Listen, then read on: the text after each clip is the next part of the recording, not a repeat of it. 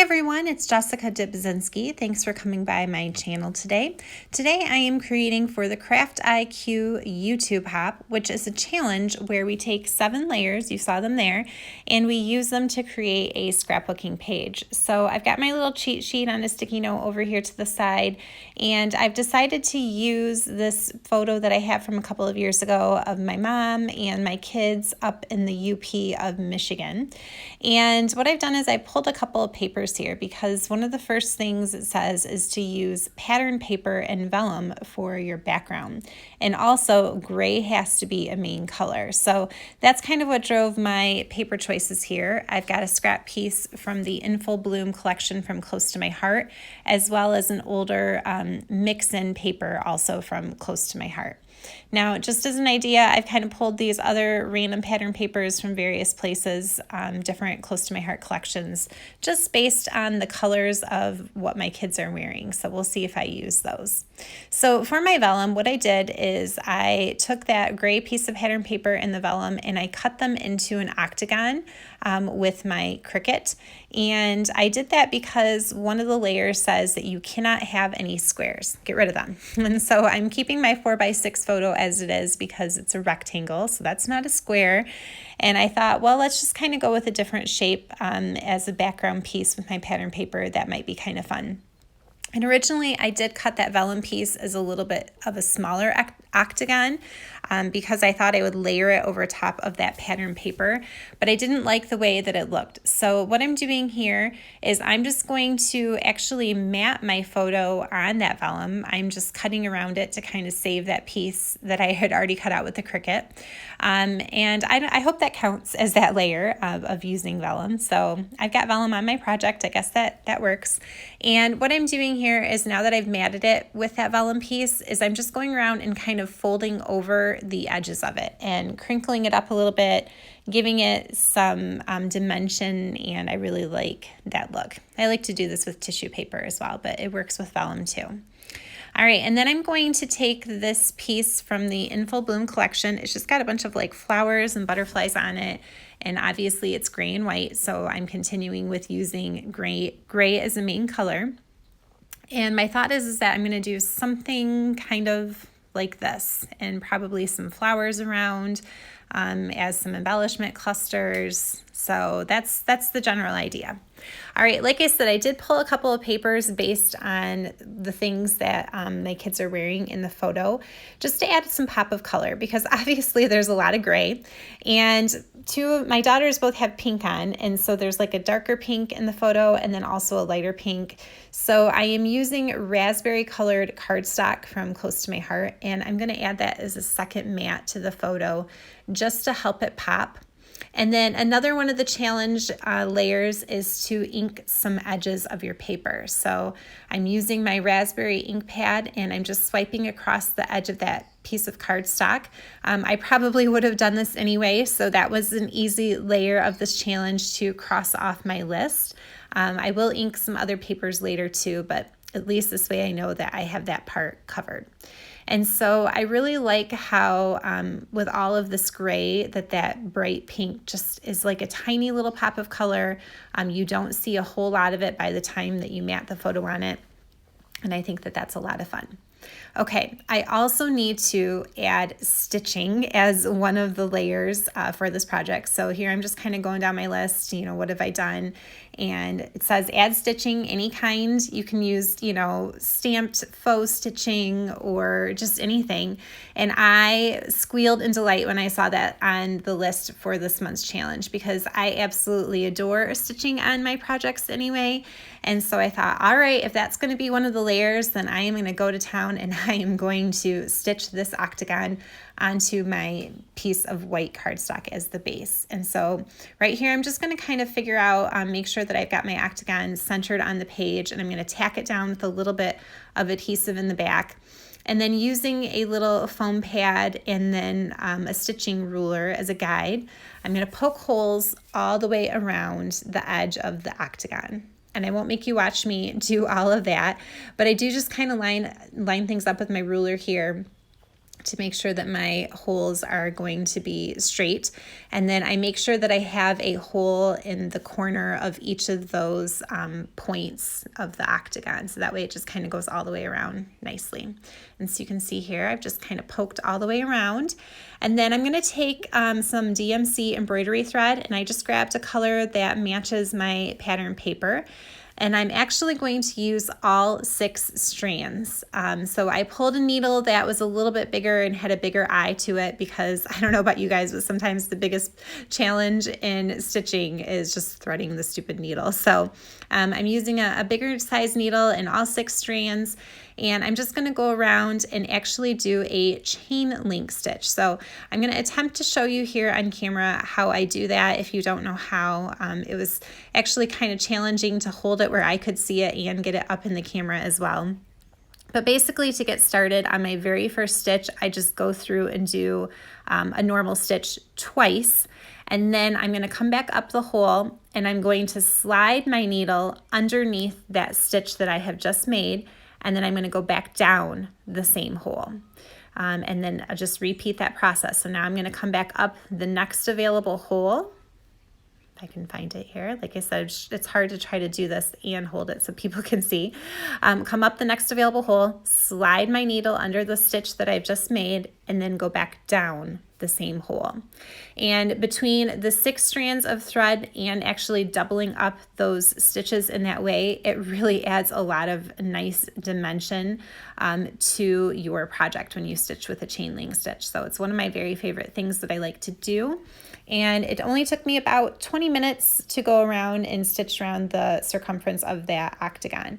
Honestly, it took me 3 times as long to figure out what papers I was going to use. So if you're ever kind of worried about stitching taking it too much time on a project, it does go fairly quickly. For me, the decision-making process in scrapbooking takes much longer. So I recommend that you give it a try. All right, I still feel like I have a lot of white space here that I want to kind of cover up a little bit. So I have grabbed my Hickory Smoke Distress Oxide ink, and I decided I'd go ahead and ink some more edges, since, I did ink it with the raspberry ink for my photo mat, but I thought, well, let's just do some more. So I used that ink to edge distress around this one piece of pattern paper. And then what I'm going to do is pull out my all-purpose mat. I like to use this whenever I'm doing any kind of mixed media of any sort, because it makes it very easy to clean things up. And I'm just going to lay my all-purpose mat down. And then the fun thing about Distress Oxide inks, if you've never played with them before, is you can kind of turn them into a paint of sorts. So what you do is you take your ink pad and you smush it onto your mat. So even like a piece of plastic or packaging or something would work, just something that you can wipe up easily. You smush the ink pad down to get some ink down on the surface, and then you add a little bit of water. So I'm going to grab a little spray bottle here and just put a couple of squirts into that. And then I'm going to use my water brush, but a regular paintbrush would work just as well, and swirl it around to create that hickory smoke colored paint. And then I'm going to tap my brush with a pen, and that creates some splatters. And this actually dries fairly quickly. It's just a cool way of kind of, like I said, making your own paint. And then that way I was also clearing up some of that extra white space by adding some more visual interest. Okay, off camera, I have used some of those papers that I showed you, as well as some cardstock pieces, to cut out a bunch of different flowers and leaves. I'm using 2 different die cut sets here from Close to My Heart. One is the Layered Flowers thin cut set, which is available still, and I'll leave that link down below. And the other one is a retired one called Stitched Flowers. But I've just gone through and kind of made a bunch of flowers and leaves. Like I said, I did the lighter colored green leaves are actually out of a pattern paper, and I really thought that that was kind of fun to see that pattern on the leaves. And then the darker one is just out of some regular cardstock. I believe I used the clover color. And off camera, I also took this cut file from Confessions of a Paper Addict. And I cut it out with sapphire ink, and then I backed it with one of my pieces of raspberry pattern paper. And I don't end up using this. I was actually kind of upset about it because I spent a long time creating it and backing it. and I used up one of my favorite pieces of raspberry pattern paper to back it, and then it was kind of for naught, and I was a little upset. But this was my initial idea, is that this would be my title, and it would sit sort of like this with my photo kind of tucked underneath part of it, and then I would add my flowers, you know, kind of over here to the left side, and then I'm thinking definitely up in that top right corner as well. And I was just going to kind of do a couple of different clusters of flowers, and then have that be my title. But, you know, the more I looked at it, and as I was kind of putting my flowers down and staring at the page, I just felt like it was too much of that raspberry color. You know, it was too dark, too in your face. I did like having that raspberry colored cardstock as a photo mat. I thought that that was a nice pop, but this then just kind of took it over the edge. So I leave it on my page for a little while as I kind of fuss with the placement of my flowers. And even here you can kind of see that I'm thinking about it and I'm not like super happy. I also don't love the placement of my flowers. They end up staying something about like this, but it was at this point of my page that I was just not very happy with it. I don't know. Does that ever happen to you? You spent, you know, committed quite some time to creating something, and then you're like, oh, I don't know. But I decided, you know what, I'm going to go ahead and put these flowers down. So I start adding some adhesive and just kind of tucking them back in the same places where I originally had them. All right, another layer on this challenge is to add some silver. So I pulled out some of my silver shimmer trim from Close to My Heart, and I'm just going to cut a little piece off. And actually I thought it would be easier to slide it under by leaving the backing on. So I just pulled a little bit of the backing off on one side so that there'd be some stick, and then the rest of it is just kind of, it's just tucked under there. I figure it probably won't go anywhere. So there is a little bit of silver there. And then later off camera, I'll also add some silver glitter gems to my page right at the very end. I don't show that, but so there's silver on there twice. So I've got that layer taken care of. And then here again, you can see I'm like, oh, the title, I don't know. I don't love it. I think except for hiding my journaling, I have taken care of all of the layers to this challenge so far. And so what I think I'm going to do is not put that title on, and then I will hide my journaling right there in the spot above that one piece of paper.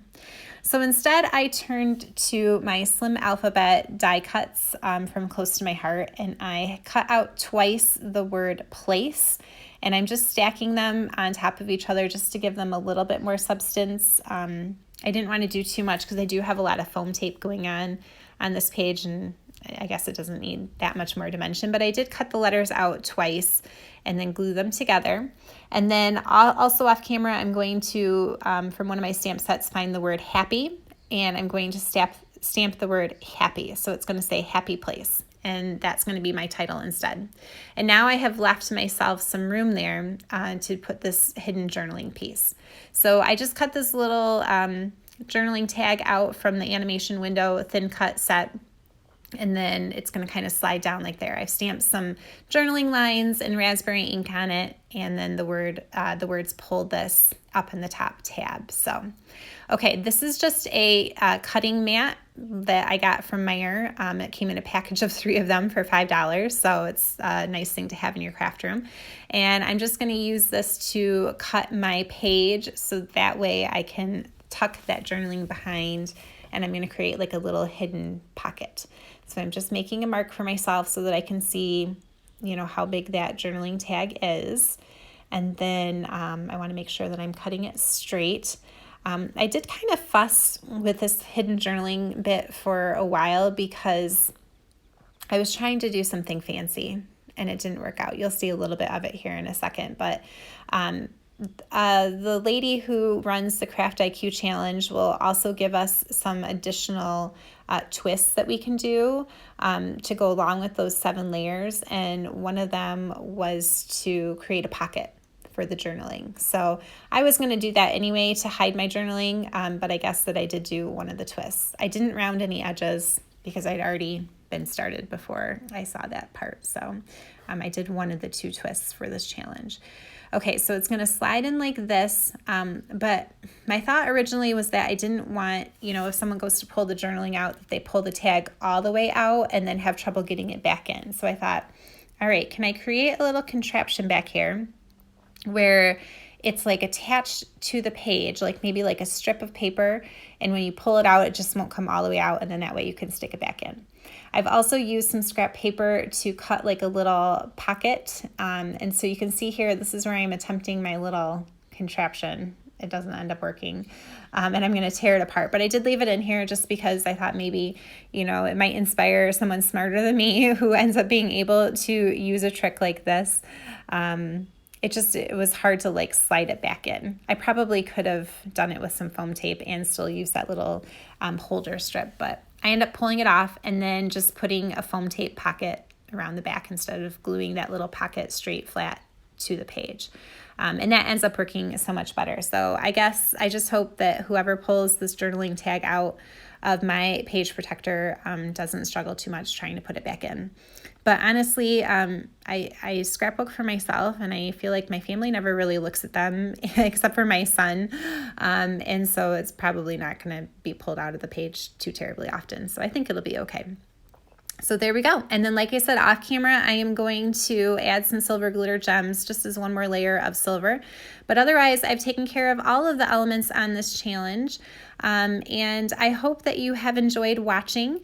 There are several people who are playing along, and it's just a lot of fun to see how everybody takes the same elements and incorporates them into their own projects. So make sure that you check out all of those links down below.